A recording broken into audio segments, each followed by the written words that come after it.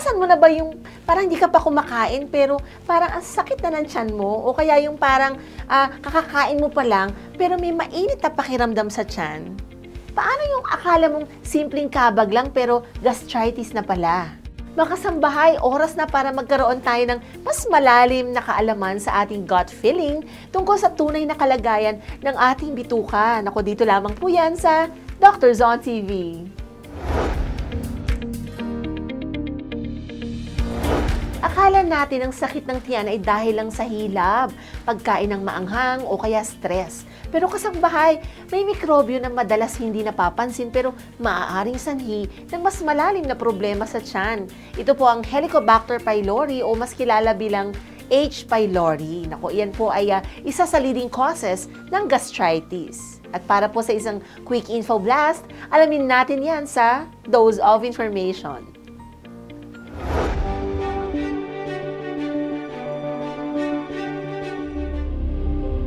Ayon sa mga pag-aaral, higit 50% ng populasyon ng mundo ay infected ng Helicobacter pylori. Kadalasan ay walang sintomas sa simula, kaya ito'y tinaguriang silent stomach invader.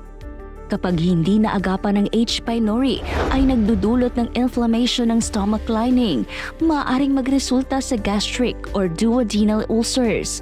At sa matagal na panahon, pwede pang mag-lead to gastric cancer.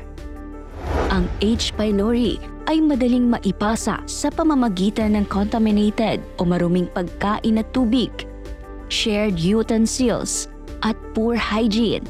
Kaya ugaliin ang regular hand washing at siguraduhin malinis ang pagkain.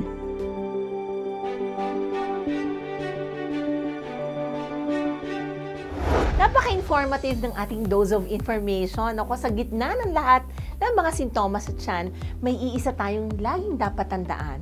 Hindi lahat ng sakit ng tiyan ay gutom lang. Paunang impormasyon pa lang yan, mga kasambahay, kaya naku, para po mas maintindihan pa natin ang nakapaloob sa gastritis. Makakasama po natin ngayon ang isang gastroenterologist mula sa Makati Medical Center. Welcome back to Dr. Zon TV, John Derek Caisip Plutario. Hi Doc, and welcome back. Hello, good day po sa lahat ng mga panonood po. Doc, syempre kayo ay ni-request ulit at napaka-common po ng ating pag-uusapan ngayon. Di ba marami tayong matutulungan sa ating talakayan ngayong umaga. Okay, so Doc, simulan po natin sa basics. Ano po ba talaga ang gastritis at ano ang pangunahing sanhi nito? But, okay, so before you proceed, probably you might wanna give our viewers po ng basic knowledge or ng yung mga impormasyon about paano ba yung tiyan o yung ating stomach. So, yung stomach ay dito po natin nilalagay yung mga ating nutrisyon, mga kinakain. Basically, ang trabaho po ng tiyan ay mag-emulsify o magtunaw ng pagkain at absorb po yung mga nutrients. At parte po siya, bukod po sa small intestine, ang stomach ay isang vessel o parang ito po yung ating storage kung saan po nilalagay yung mga kinakain. At minsan, kapag masyado napaparami o may kinakain na hindi tama o may gamot na ilalagay, minsan nagkakaroon po ng side effect and dun po tatalakayin natin ang gastritis. Okay, so what is gastritis then? Apo, so yung gastritis talaga is hindi po siya tungkol sa sintomas agad. Hindi pwedeng sabihin mo na masakit yung tiyan ko, nangangasim, may gastritis na ako. Kailangan po nito ng histologic, meaning sa microscope po natin nakikita bago po natin masabing may gastritis talaga siya. So meaning namamaga, inflamed, namumula, via microscope. Okay, so yung mga common na naririnig natin sa ating mga kakilala, okay, na teka, nagagastritis ako, but since hindi pa pala siya yung hindi na-diagnose talaga properly, okay, so anong dapat tawag nila doon pag nangangasim ang sikmura o kaya mahapdi ang tiyan? May iba't iba pong tawag, pwede po siyang tinatawag na dyspepsia. Opo, ito po yung, may dalawang aspect po yan, sinasabing epigastric pain o yung early satiety, meaning maaga pong nabubusog, so parang medyo bloated yung feeling. Tapos yung iba po, para nangangasim, yun po yung epigastric pain syndrome. Pareho po silang dyspepsia. Empacho, iba tawag nila. Minsan, mas common po yung term empacho. Empacho yung nasobra ng pagkain. Yun po yung isang part. Dalawa po yun eh. Meron pa indigestion, parang hindi natunawan. Opo, yun. So, parang in a way, umbrella term si dyspepsia for empacho, So, dyspepsia, pain, indigestion. discomfort dyan sa area. Yes po, I indigestion. see, okay. So, and marami rin po sa atin kasi yung mga biglang sumasakit ng tiyan pagka nagkape o kaya hindi po maganda yung nakain. Maaari bang gastritis na din ito? Ayun. So, maaaring side effect po ito ng gastritis, pero not necessarily na pag nagkape po kayo, isang inom nyo pala ng kape, ay gastritis na ito. Maaari pong aggravating factor or parang nag-trigger lang po itong kape kasi meron po tayong tinatawag na reactive gastropathy. So, ang reactive gastropathy is anything that you eat, pwede pong coffee, citrus, fatty, high-fat meals, or other na increased amount. So meaning more than the usual that you're eating, it can also cause that. Sometimes chocolates actually can also cause this, and alcohol. So medyo madaming... It's multifactorial. Opo. Maraming pwedeng sanhi din. Opo. Opo. Pero kanina kasi sa sa VTR nabanggit yung H. pylori, yung Helicobacter pylori. So, siyempre I'm sure curious yung ating makasambay, ano ba ito? Tsaka saan ba ito nakukuha or paano ito nakukuha? Okay, sige po. So start tayo, medyo mahaba pakinggan no, Helicobacter pylori. Tawagin na natin siya H. pylori para po hindi masyadong nakakabulol. Nakukuha po ito tatlong ways. Number one po is personal contact. So meaning pwede pong fecal-oral, meaning sa dumi, sa mga iniinom natin, sa mga kinakain natin, or oro-fecal din, pwede pong gano'n yung transmission. Hindi natin maayos na paghugas ng kamay, hindi paghugas ng mga utensils, ng mga gamit, kung saan-saan po naghahawak, that's one. Second po is close contact. So meaning sa mga, especially po sa mga areas na dikit-dikit yung mga bahay, hindi wala pong adequate ventilation, that's number 2. Tapos yung last natin, pwede rin po siya sa environment. So all these things po combined, pwede po siyang maging sanhi or cause ng H. pylori. Isa po itong bacteria na naninirahan sa tiyan natin na pwede pong walang sintomas pwede pong nakuha nyo siya earlier on nung bata pa kayo. Tapos nag-develop lang po yung sintomas nung na-aggravate nung pag-inom na ng kape, pag-inom ng mga tinatawag nating NSAIDs, side effect ng mga gamot. So, it's a chronic disease, meaning pang-matagalan po ito na minsan nagwa-manifest lang later on in life. Oh, okay. And pero Doc, ito, pagka naman minanage, nawawala rin naman. Opo, nagagamot naman po. Magkaroon ng full recovery sa area. Definitely, yes po. Opo. I see. Okay. So, pero Doc, ito maiba tayo. May connection ba ang stress at saka ang lifestyle sa gastritis? Okay, sige po. Babalik tayo doon. So, normally, hindi naman po talaga sanhi ang stress na parang stress. And dahil sa stress ko, nagka-gastritis ako. Aggravating factor po yung stress. Pero may existing na, meaning? Dapat po meron ng existing na Helicobacter pylori infection, dapat meron na pong gastritis na laman yung tiyan. That's aggravated by stress. So, yung mga, ano po ba yung mga stressors natin? So, one could be hospitalization, yung mga critically ill na pasyente, that's one. Pwede rin po yung mental stress, sometimes sa work, that causes it. Meron pong increased in acid secretion. So, kumbaga, ganito na lang po natin isipin, no? Kumbaga, para may sugat yung tiyan, namamaga siya. So, mag-increase yung acid, tamaan ng acid yung nag-i-exist na sugat doon, sasakit siya. Kaya po yun yung pag-connection natin, no? Para po sa sugat na nadampian palalo ng acido. Kaya pag nasa-stress tayo, sumasakit po yung tiyan. I see, okay. So, itong gantong nangyayari, usually, gaano katagal yung proseso? I mean, di ba, like sa ibang mga sakit kasi may tinatawag tayong chronic, pero iba-iba yung kanilang cut-off para sabihin na yung chronicity, yung ganong katagal na. Ito ba, biglaan lang to or talagang itong isang individual na to na may gastritis, probably matagal nang meron yan, tapos lagi na lang nagkakaroon lang ng atake. Opo. Like we said, no, hindi po natin kasi masasabi kung kailan tayo nagkaroon ng H. pylori na bacteria. Kaya hindi natin masabi kung acute ba to or chronic. The only thing that we can be sure of is malalaman natin yun kapag nagawa po natin yung endoscopy. Makikita natin yung characteristic ng lining. Pero ito yung sisilipin, di ba? May camera. Opo. So ano ba yan? Pagka may endoscopy, kailangan ba admitted ang pasyente? Paano ba yan? Masakit ba yan? Kasi laging naririnig yan yung endoscopy. Opo. So, yung tanong po din ng ibang tao, before that po, Doktora, is pag may gastritis ba, kailangan ba ng endoscopy agad? Opo. So, not necessarily, hindi dapat. Meron po tayong mga tinatawag na warning signs. Opo. So, bago tayo mag-start dun sa endoscopy, pwede po natin tinatawag yung i-test and treat muna natin sila. Test and treat approach para po dun sa Helicobacter pylori. So, magbibigay po kami ng test. Pwede po itong sa dumi, pwede po itong sa dugo, pwede po yung sa urea breath test. marami pong test na pwedeng gawin. At the same time, before po mag-endoscopy, pwede po kami magbigay ng proton pump inhibitor, yung mga omeprazole po, ganyan. And then we'll observe the patient kung gagaling po ba sila, yung sintomas ba ay mawawala. And then if mag-okay siya, that's the time that we can withhold or not do the endoscopy yet. But unless magkaroon po siya ng warning signs. Yung warning signs po is yung weight loss, tsaka yung bleeding. Bleeding, weight loss, anemia. Anemia meaning po yung hemoglobin, yung pula ng dugo ay Bumababa. Okay, so kanina nasabi nyo na hindi laging hindi must procedure ang endoscopy. Okay na, pwede sumakit yung sikmura, endoscopy ka agad. Apo. So, pero kailan siya dapat gawin? Yan po. So yung baliktad sa warning signs. Yung warning signs po kasi, isipin natin yung weight loss. Meron po bang malignancy na nangyayari? Meron po bang bukol that's causing that? Anemia, ito po yung pagbagsak ng pula sa dugo o yung hemoglobin natin.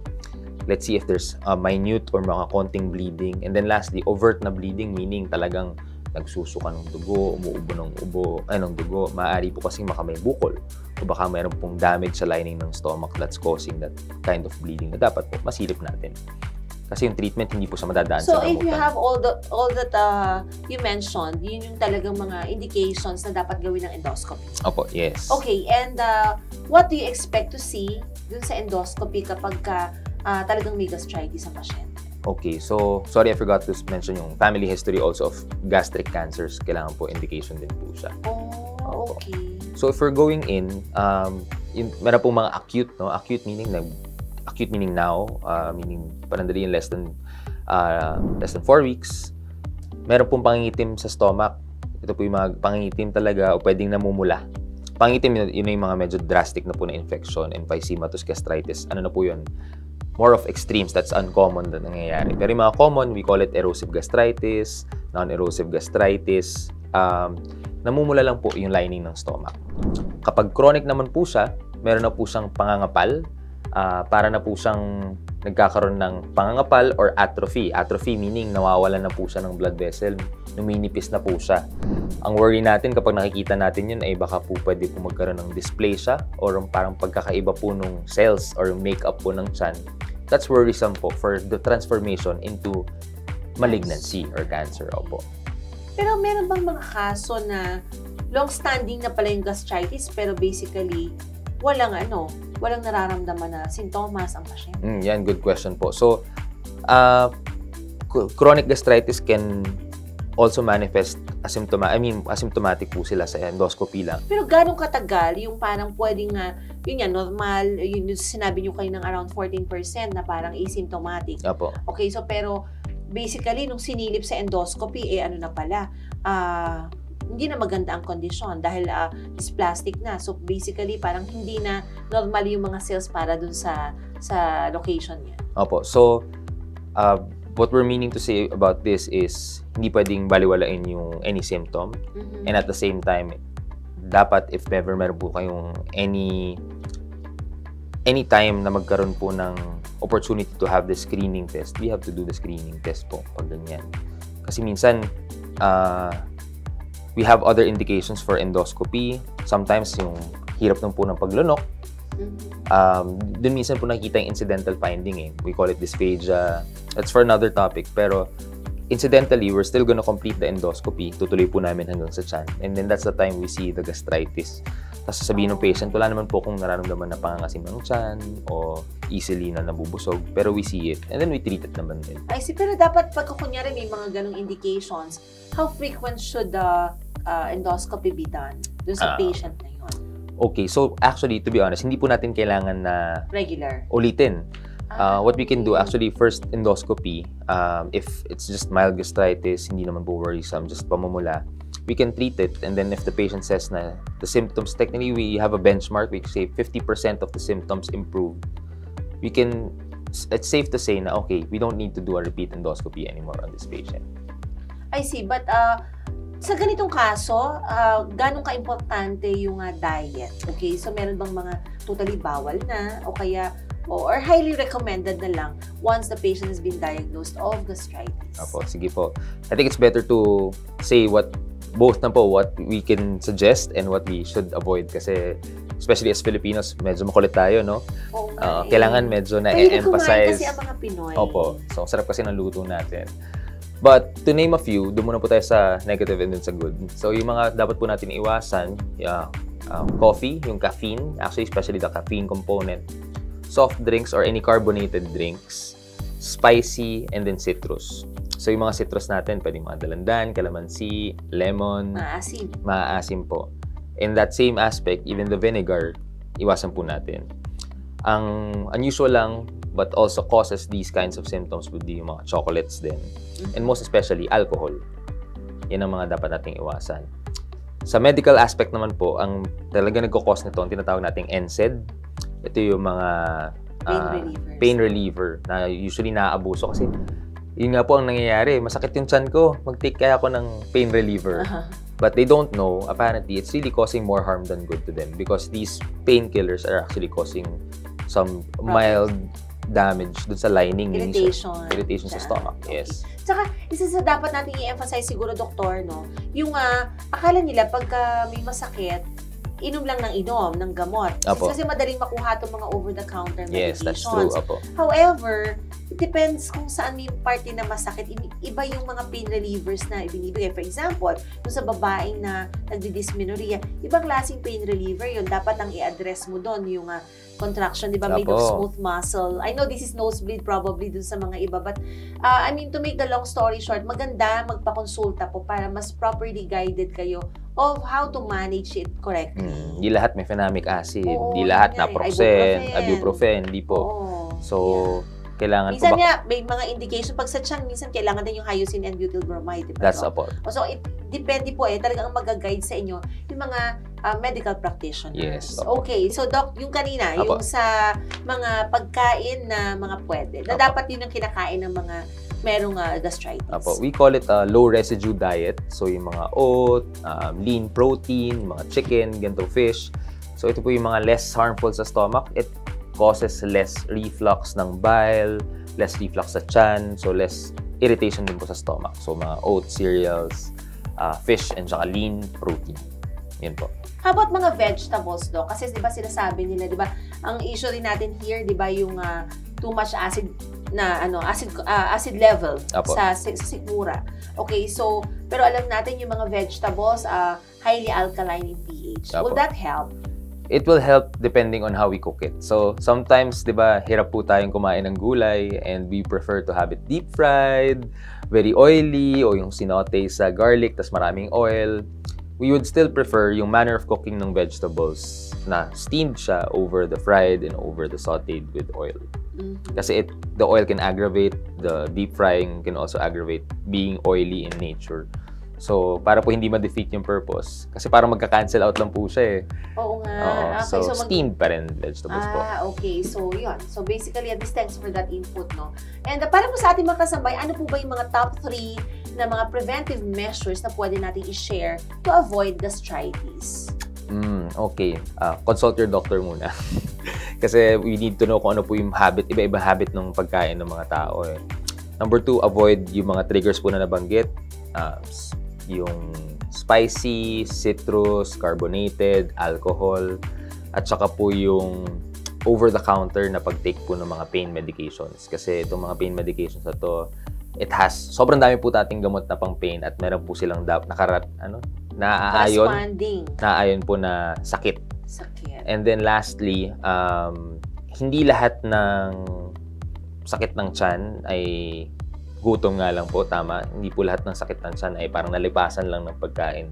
Maaari po itong mas malalang kondisyon, hindi po sa pananakot, pero marami po tayong kasing bagay na pwede nating maagapan sa simpleng konsulta lamang sa doktor na hindi na po natin kailangan gumastos ng malaki kapag napabayaan. Yeah, very well said, Doc.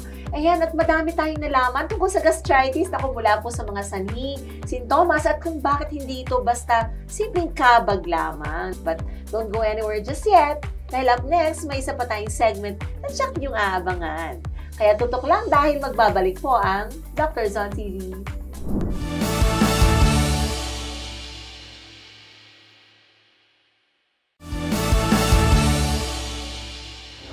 Welcome back, mga kasambahay! Madami tayong nalaman tungkol sa gastritis, kaya lang kahit may tamang impormasyon na tayo, marami pa rin ang nadadala sa maling paniniwala. Mula po sa hangin lang yan, hanggang sa inom ka lang ng gatas, okay na yan. Ako, kaya bago po kayo mag-self-diagnose, oras na para i-digest natin ang katotohanan at i-flash out ang fake info.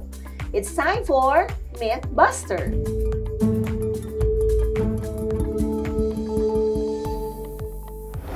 Okay, so dito po natin iisa-isahin, Doc, no, ang mga kumakalat na mga paniniwala tungkol sa gastritis. Ang sasagutin niyo lang po dito ay, ito po ba ay myth o may katotohanan? Pero kung myth po ito, Doc, pakipaliwanag po bakit. Okay, so ready ka na ba, Doc? Ready po, ready Okay, so hangin lang yan, hindi yan gastritis. Okay, so myth po siya. Kasi, again, like what we said, meaning sometimes po ang initial symptom natin ng gastritis would be yung indigestion o yung kabag, empacho na tinatawag natin. So, maaari pong gastritis pa rin ito. Milk is the best remedy for gastritis. Myth again. Milk is beneficial in a lot of other ways. But if we're talking about gastritis in specific, it could be okay in the start, but eventually in the long run, dahil nga po high in fat ang milk, it could worsen gastritis if it's existing already. I see. Stress lang ang cause ng gastritis. No, stress it's also a myth. Stress can aggravate the already existing na gastritis. So, pwede po niyang palalain ito, pero hindi po siya ang main na sanhi ng gastritis. Okay, and kapag wala kang iniindang sakit sa tiyan, wala kang gastritis. Ayan, myth again. So, as we mentioned, mga pasyente po, 14% ay asymptomatic. Meron po tayong nakikitang gastritis. So, it doesn't necessarily mean ay wala po tayong gastritis. Doc, pwede kang uminom ng kahit anong gamot kapag masakit ang tiyan mo. Sobrang myth. So, like what we said, hindi po, ngayon masakit ang tiyan, hindi po basta-basta pwedeng uminom lang po ng kung ano-anong pain medications. Dapat po magpakonsulta dahil maaari pong mas makasama pa tong gamot na iinumin nyo kaysa makadulot ng maganda. Gastritis is contagious. Nakakahawa ba yan, Doc? Gastritis, no, myth again, in a way. Gastritis, hindi nyo po siya pwedeng ipasa. Pero yung sanhi ng gastritis, which is yung H. pylori, pwede po natin maipasa ng maduming gamit, pag-share, opo, infectious siya. Okay, so once treated, gastritis will not recur. Myth. Kasi natitreat po, lahat po siya myth. Natitreat natin siya, pero there is such a thing that we call recurrent Helicobacter pylori infection that can happen to anyone. So, maaari po siyang bumalik. Okay, yan mga kasambahay. Myths busted, truths served. Okay, so tutunay nga sa dami ng haka-haka tungkol sa gastritis, ang pinaka-epektibong pangontra pa rin ay tamang kaalaman. Kaya sa susunod po na sumakit ang tiyan nyo, huwag munang manghula, kumonsulta muna bago maniwala. Maraming salamat, Dr. John Derek Isip Clutario, for sharing your expertise. But before we let you go, Doc, baka po may gusto kayong iwang paalala sa ating mga viewers. Okay, so again, hopefully lahat po marami natutunan. Hindi lang po natin pwedeng baliwalain ang sakit ng tiyan, huwag po tayong iinom ng gamot, at huwag po tayong magre-reseta ng sarili natin kasi yun nga po, pwede po magdulot ito ng mas nakakasamang kondisyon. Pag hindi po sigurado, better po to have your consults done. Here in Makati Medical Center, you can consult any of the gastroenterologists here in our hospital. Okay, thank you, Doc. And for more information about their services, you may visit the Makati Medical Center website at www.makatimed.net.ph. You can also conveniently book an appointment online or reach their 24/7 hotline at 0288888999. So, 58 po yan, 39. So, stay connected to world-class healthcare anytime. Or you can visit here at Makati Medical Center, your trusted health partner, located at number 2, Amorsolo Street, Legazpi Village, Makati City. At sa ating po mga kasambahay, mula po sa mga sintomas hanggang sa gamutan ng gastritis, sana po ay mas nabigyan namin kayo ng linaw at paalala kung gaano nga po ba kahalaga ang maagap na aksyon pagdating sa sakit ng tiyan. But don't go anywhere just yet, dahil up next, may isa pa tayong segment na tsak niyong aabangan. Kaya tutok lang dahil magbabalik po ang Dr. Zon TV.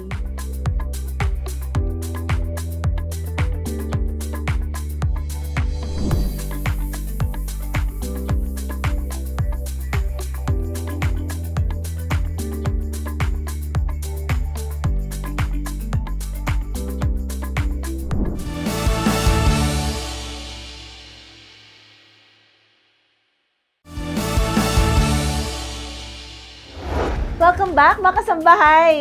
Kanina po ay napag-usapan natin ang tungkol sa gastritis. Isa po sa mga pinaka-common na kondisyon pagdating sa tiyan. Pero this time, let's zoom in a bit more. This time, para po sa mga bagets. Dahil sa segment na ito, aalamin natin ang isang rare pero serious condition na pwedeng makaapekto sa bituka ng mga sanggol at mga bata. Ang Hirschsprung's disease o congenital megacolon. Sounds serious? Naku, pero don't worry dahil tutulungan po tayo ng isang espesyalista to understand what it is, how to detect it early at kung paano po ito nagagamot. Naku, kaya mga mommies, daddies, titos and titas, please watch Baby Talk.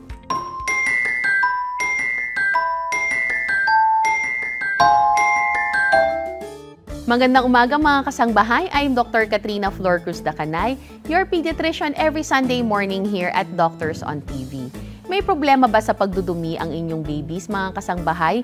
Kung ang isang sanggol ay hindi nakakadumi ng maayos, ito ay maaaring kondisyon na Hirschsprung's disease. Ang Hirschsprung's disease ay isang bihirang kondisyon kung saan ang isang tao ay hindi nakakadumi ng normal. Kaya naman ating alamin kung bakit nga ba nagkakaroon ng Hirschsprung's disease ang isang sanggol. So let's start our discussion now. Ang Hirschsprung's disease ay isang kondisyon kung saan kulang or wala ang nerve cells na tinatawag na ganglion cells sa isang bahagi ng bituka. Dahil dito, hindi nakakagalaw ng normal ang affected part ng colon, kaya nahihirapan si baby dumumi. Pwede itong humantong sa constipation at pagbara ng bituka. Ayon sa Cleveland Clinic, nangyayari ito sa humigit kumulang 1 in every 5,000 live births. Mas madalas din itong nakikita sa mga lalaki. Nagsisimula ang problema habang nabubuo pa lang si baby sa loob ng sinapupunan ni mommy. Hindi kumakalat ng buo ang nerve cells sa bituka ni baby during development. Wala itong kinalaman sa pagkain ng ina, pero may mga kaso na namamana or may family history. Mas mataas din ang chance kung may ibang congenital syndromes tulad ng Down syndrome o kaya naman kung may congenital heart disease. Karaniwang napapansin ito agad pagkatapos ipanganak si baby. Narito ang ilan sa mga signs and symptoms ng Hirschsprung's disease. Una, hindi dumudumi si baby sa loob ng 24 to 48 hours lalo na pagkapanganak. Lumalaki ang tiyan tulad ng abdominal distension, pagsusuka na minsan kulay green or bile stained, hirap sa pagdumi si baby or chronic constipation sa older infants, at mabahong pag-utot or sudden release ng maraming dumi after rectal exam kay baby.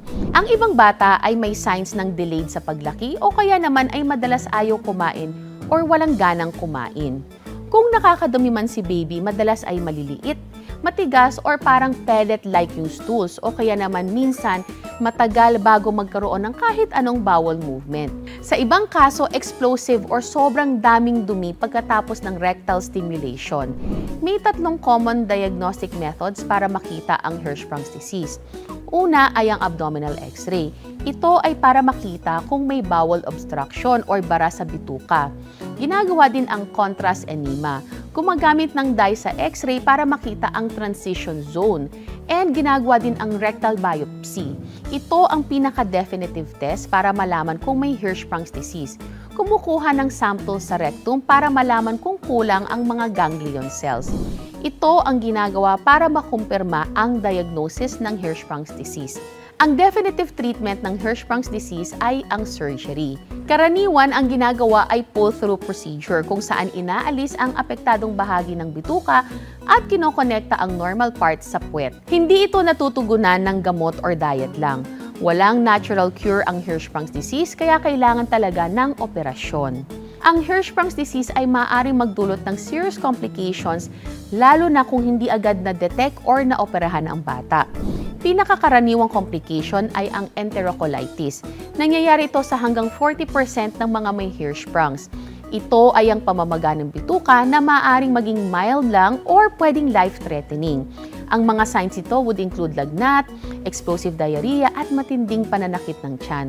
Kapag malala, pwedeng magdulot ito ng sepsis, which is a dangerous body-wide infection. Ang iba pang complication ay ang large bowel obstruction kung saan hindi makadaan ang pagkain or dumi sa bituka, toxic megacolon kung saan may sobrang paglapad ng colon na pwedeng mag-leak ng bacteria sa dugo at magdulot ng infection or butas sa bituka. Pwede rin itong mag-cause ng severe constipation, malnutrition, accidental pooping or incontinence at gayon din ng fever at pagsusuka. Kaya importante ang early diagnosis and regular monitoring. After surgery, some kids might experience constipation or diarrhea. Kaya mahalaga ang bowel management diet. Kailangan bigyan ng bata ng high fiber tulad ng fruits, vegetables at whole grains. Painumin din ng maraming fluids at tubig.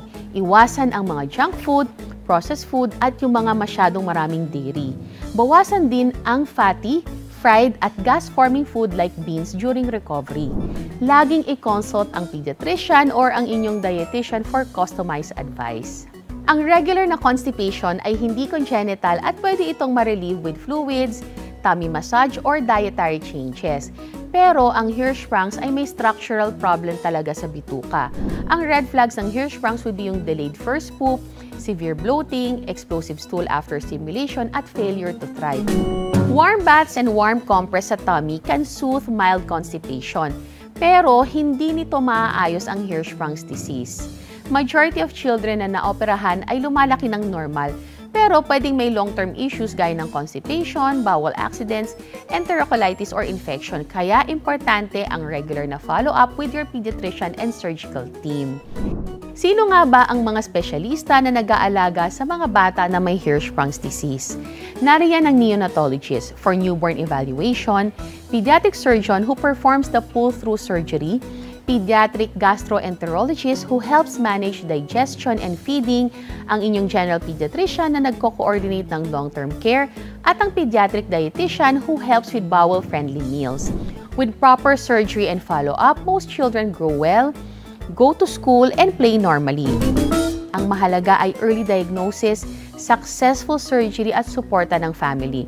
Some children need bowel training or dietary support as they grow, pero in general, they can live happy and full lives.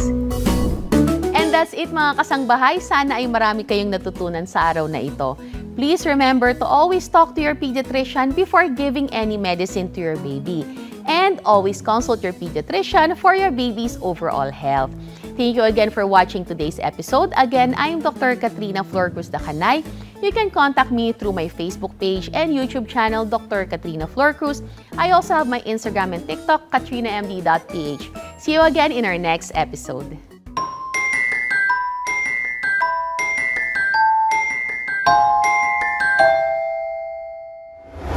Napakahalaga po talagang maging mapagmatyag tayo sa health ng mga baby, especially kung may mga signs na hindi dumudumi ang bata ng normal, bloated ang tiyan, o lagi po silang irritable. Pero early detection and proper medical intervention ang susi. Naku, kaya if you notice any of those symptoms, kumonsulta po agad sa pediatrician. At tandaan, hindi po kayo nag-iisa. May mga support systems, pedia specialists at treatment options na available po para sa mga batang may Hirschsprung's disease. And of course, maraming salamat po sa inyong mga kasambahay na tumutok po mula umpisa hanggang dulo. At gusto ko rin pong pasalamatan ng mga taong patuloy na nagbibigay ng inspirasyon at suporta sa aming public service mission. Kuya Daniel Razon, maraming salamat po sa inyong walang sawang dedikasyon sa tunay na public service. And to BMPI's General Manager, Mr. J. Eusebio, may you both be blessed with good health and continued success. And of course, binabati natin din si VP Nolly, VP Bong, VP Joseph, VP Jerry, VP Ruth, ang Dr. Zon TV production team, Public Service Department at ang KDR Group of Companies. And syempre, binabati ko rin yung aking kambal, si Iyo and si Iya. Hello! Hi kay EJ, kay Doc Alain, and of course, sa mga pasyente natin sa Barba Cabudil Health and Wellness Center. I would like to greet also yung mga taga-Delicatessen Food Corporation headed by Mr. and Mrs. Jonathan Mooney, and hi kay Tita Letty Duarte, and hi kay Deng. And also, binabati ko po yung mga taga-Organic and Mestiza Philippines. And Nanay and Tatay, I love and miss you both. Iyo and Iya, happy birthday. I love you so much. At sa atin pong mga health partners, Doctors on TV would like to thank Capital Medical Center Incorporated, located at Quezon Avenue, Corner Scout, Magbanwa Street, Barangay Paligsahan, Quezon City. You may contact them to their trunk line numbers 0283723825 or 0253185100 or to their mobile numbers 0919-069-1890 and 0919-069-1891. You may also visit their website at www.capitalmedical.com.ph. Okay, and also we would like to thank Soc Surgeon General Hospital. For inquiries, you may visit their website at www.sgh.doh.gov.ph. And Doctors on TV would also like to thank River Valley Eye Center and Specialty Clinics Incorporated. For inquiries, you may visit their website at www.rivervalleyecsc.com. And kung gusto niyo pong balikan ang mga segments today o i-share po sa mga kaibigan ninyong health enthusiasts, pwede po. Just visit our social media pages at www.facebook.com/doctorsontv and hit that subscribe button on YouTube at www.youtube.com/@UNTV News and Rescue para po lagi kayong una sa health info. At huwag pong kalimutang tumutok ulit next Sunday, alas 9 ng umaga, dito lamang po sa UNTV. And also, please do not forget to like and follow my Facebook page. Just type Dr. Sara Barba Cabudil in the search box. Okay, and naku muli po, magandang umaga at maraming salamat sa inyong lahat na nakisama po sa isa na namang makabuluhang talakayan tungkol sa kalusugan. Ako po si Dr. Sara Barba Cabudil at ang laging paalala namin, let's make it a habit to learn about good health. Only here at Doctors on TV. Doctors on TV would like to thank Makati Medical Center, the hospital with the heart, located at Amorsolo Street, Legazpi Village, Makati City. You may contact them at 632-8888-8999. Like and follow their Facebook page at I Am Makati Med, or you can visit their website at www.makatimed.net.ph. Adlaon Optical, located at ground floor, Super 8 Warehouse, Poblacion, Baliwag, Bulacan, 0922-878-5911. And second floor Aliw Complex, MacArthur Highway, Calvario, Meycauayan City, Bulacan, 0922-861-2095. Lindesont Gas Corporation, located at 179 National Road, Landayan, San Pedro, Laguna, 4023. For inquiries, you may contact them at 02-8824-0867, 02-824-9360, or you can email them at lgcsalesco@gmail.com. Pro Biomed Care Incorporated, PB Med Doctors Clinic, located at Parañaque City, Ruiz Building, 365 El Grande Avenue, BF Homes, Parañaque City. You may contact them at 0943-0533-040 or 0917-8967-955. Clinica Figura, located at Entrata Building, Philinvest, Alabang. You may contact them at 0917-317-7272. Barba Cabudil Health and Wellness Center, located at Unit 1531, Centuria Medical Makati, Century City, Makati. You may contact 0917-317-7272 for appointments and other inquiries about your health and wellness needs. Special thanks to Makati Medical Center, Dr. Saturnino P. Javier, Medical Director, Interim Co-President and CEO. Mr. Arnold C. Ocampo, Chief Finance Officer, Interim Co-President and CEO. Ms. Arlene L. Songko, Senior Vice President. Ms. Monica Reyes Dizon, Assistant Vice President. Mr. Mark Punelas, Makati Medical Center Unit Head Manager, Communications and Special Projects.